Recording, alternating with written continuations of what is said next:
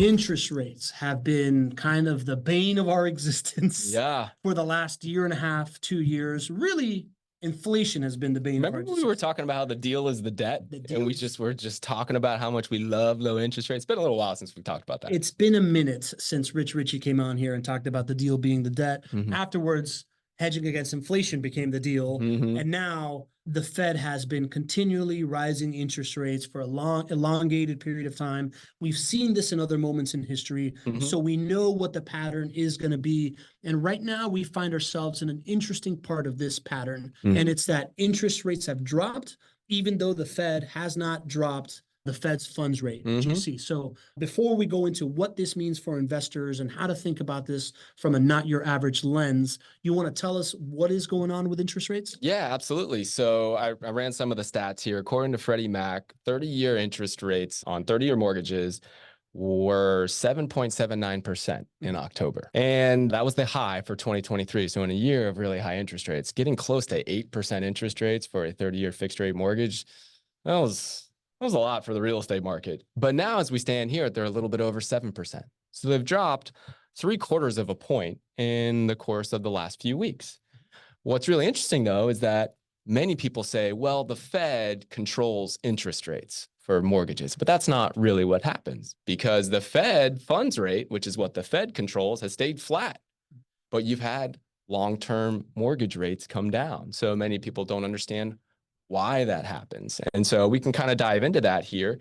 And then, of course, we'll get into what does that mean for you? How can you take advantage of a situation like this?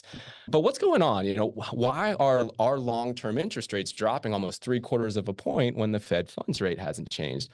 Well, there's a lot of things that are happening here. We've talked a lot about inflation and inflation's effect on the economy, right? We talk about how inflation, of course, makes it more expensive for us to conduct our daily lives. But the inflation readings, the reason why we all are paying so much attention to the consumer price index, the inflation readings, is because it controls investor demand. It controls the Fed's actions. And as inflation was raging out of control, 4, 5, 6, 7, 8, 9% inflation, what the Fed did in response was raise the Fed funds rate to try to tame inflation. And you saw that to the tune of 11 rate increases by the Fed over the last roughly year and a half. I mean, that's largely almost unprecedented for the Fed to raise rates that high. Well, the Fed hasn't raised rates the last 2 meetings. This is the first time that they've kind of just said, okay, we're going to pause. We're going to keep the Fed funds rate constant. A lot of that is because the consumer price index has come down a lot. So the consumer price index, which is the generally accepted inflation metric that the government uses to measure inflation, now stands at 3.2%. That was unchanged from the month before. It's not at 2%, which is what the Fed's target inflation rate is, but it's a whole lot closer to 2% than 9%, which is what it was, midway through 2022. So you're starting to see that inflation number come down. You're starting to see inflation actually kind of just remain flat or not have these huge fluctuations, which gives people more confidence that it's kind of staying lower. And then you're also seeing the Fed in response kind of take a pause, let's wait and see approach. And so all of this really changes how people make investment decisions. And one thing just to point out, when we're talking about interest rates, we all think about it as us being the borrower. But there's an investor on the other side of the table there who is making a decision as to whether or not that return on investment is good enough for that person to put their money in. And so all of these things coming together have created this environment now where interest rates can come down, even though the Fed funds rate hasn't come down. So if I was to summarize everything that you just said, the Fed is kind of like the biggest lever for controlling interest rates and whatnot. But there is also the market and the expectations of returns that people invest in across different asset classes. And one of them is these like mortgage-backed securities. And when investors realize that, hey, because the Fed has continued to raise interest rates based on this idea of inflation, when they believe that, okay, the Fed's done enough, the market is no longer doing the thing that we're all concerned about, they also have ways to affect the interest rate as well. And this is essentially where that's coming from. It's coming from people that sell investments that are based on these assets, predicting the idea that they're no longer exposed to the amount of risk that they were exposed to before based on inflation and increasing mortgage rates. Is that, or interest rates? Is that kind of it? Kind of, yeah. Let me give a little bit more specific here. So there's really two components to the overall long-term interest rates that we all pay for our mortgages. There is the 10-year Treasury yield. So 10-year Treasury, right? Government bonds, basically debt that the government offers. And investors can make a decision to invest in a 10-year Treasury. And then there's the spread or the premium that a mortgage-backed security investor will require in order to do that investment rather than do a 10-year Treasury. So 10-year Treasuries largely are regarded as risk-free because it's the U.S. government backing it and they can print as much money as they want. And then so you might be able to earn, like right now, it's about 4.25%. You might be able to earn 4.25% if you want to go invest in 10-year Treasuries. Or you could invest in mortgage-backed securities. You might be the note holder for all of our mortgages out there. And that there's more risk in that because we're not the government. So you're going to require a premium over the 10-year Treasury in order for you to put your money in mortgage-backed securities. That make sense? Yep. Okay. So historically, that premium is about 1.7%. You know, sometimes it's a little bit more, sometimes it's a little bit less, but you can largely see that interest rates, 30-year mortgage interest rates are about 1.7% higher than what the 10-year Treasury yield would be at that time. Okay. So how does the Fed funds rate come into this? How does the Fed have a part in this? Well, when the Fed controls the Fed funds rate, which is the rate that banks borrow, overnight borrowing between banks, when they control that and they raise that, that raises the yields on all other assets and investment options out there. So when they raise the Fed funds rate, the 10-year Treasury yield largely goes up.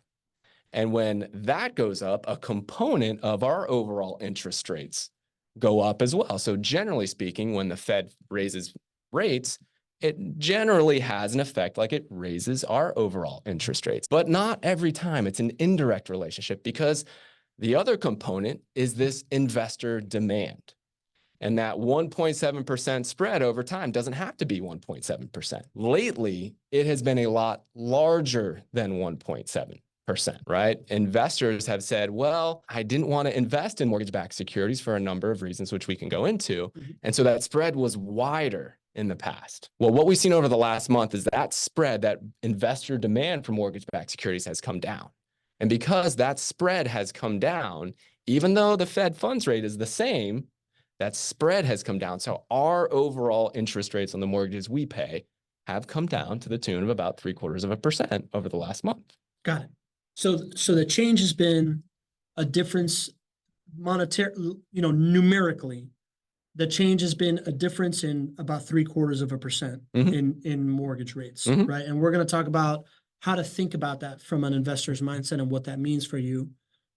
But the reason behind it has essentially been a change in sentiment in the investor world of how much I want mortgage-backed securities, right? Essentially saying before didn't want it as much, now I want it more. Yes. And it's safe to assume, or at least my assumption, and you tell me what you think of it, is that comes from investors starting to get back on the wagon of like, okay, I think that the risk to prices dropping and to the housing market going into a correction and all these things have lowered now that we have been this long in this like inflationary period. The Fed has done this thing. Things are starting to even out. So I'm going back to my usual demand of mortgage-backed securities. Well, the people who invest in mortgage-backed securities, generally speaking, are not everyday investors. They're billion-dollar pension funds and, other private equity type of investors out there, right? Because mortgage-backed securities are known to be one of the least risky assets out there.